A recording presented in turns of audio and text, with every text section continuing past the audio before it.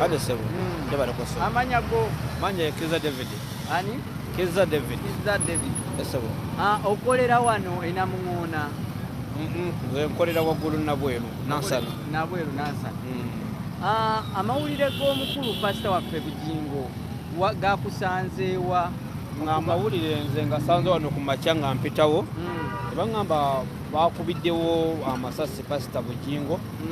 Naye nembiwulira bwentyo so kati nange mbadde nkyeyongera okunoonyereza okukakasa ddala kiki naye nga si nagawulidde bwentyo siina bukakafu bwago naye bagambye nti we wano naye ssebo abamu abatandise okuba nga batanya ensonga zino omanyi buli omu mu ggwanga abako n'endowooza egyalowooza oli yavudde n'agamba nti pastor Bugingo ennaku zino abadde asusse okuyingira mu byobufuzi owankubadde timusumba nti oba oli awo nakyo kiyinza okuba nga kyamuleetedde okuba nti mulimu abamu batakwatagana nabo ng'ate oluusi bali mu nnyumba emu kugamba nti gavumenti kubanga nti ne bagamba nti lwaki ayogera nnyo ebitamukwatako nti lwali badde tumuyisa bwe bati gwe nga gwe omutuuze oba omutambuze era munnansi ow'e Uganda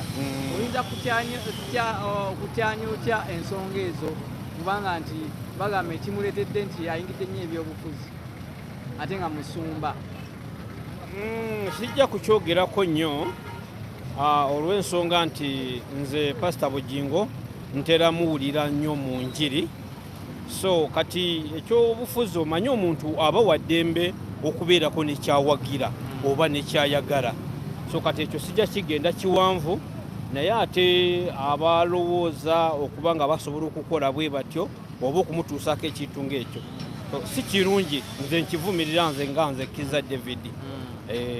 Okay, nga gwe Kiza David. Yes sir. Golowooza nga gwe mu ndowooza yo.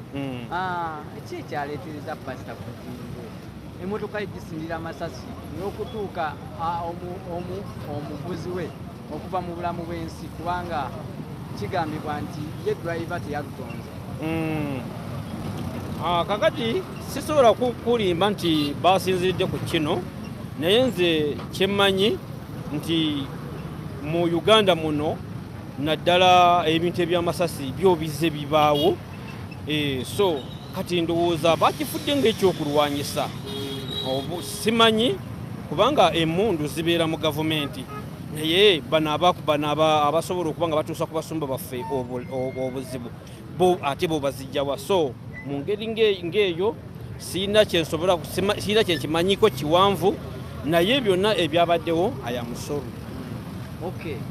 Era ne tuzza mu bintu ebyokwerinda omuntu owa bulijjo kigambibwa mbu nti amasasi gavuze agawera ddala nga 10 n'omusobyo atali wa magye atali wa SFC atali mu kitongole kyonna ekikuumi owa bulijjo otukuba okubanga okusobola amasasi olowooza Uganda yaffe eragawa ate era kyekimu kye nayogeddeko neŋŋamba nti kibi nnyo kuba bw'oba nga ogenda okulaba amasasi kuba agano amasasi si ge gasoose bize bibaawo so nze nkubiriza ekitongole eky'ebyokwerinda kyongeremukko amaanyi kinoonyereze naddala zino emmundu zivaawa ezisobola okutuusa ku bantu obulabe essebo.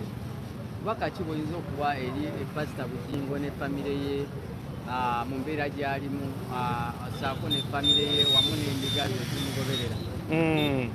So ku saidi ya pastor Bugingo Mukama agulumizibwe okuba nga akyali mulamu nga yasimatuse n'omugenzi Mukama muwe ekiwumula ekyemirembe so famire ye bonna n'abagoberezi bikwase Katonda kubanga ye nannyini byonna.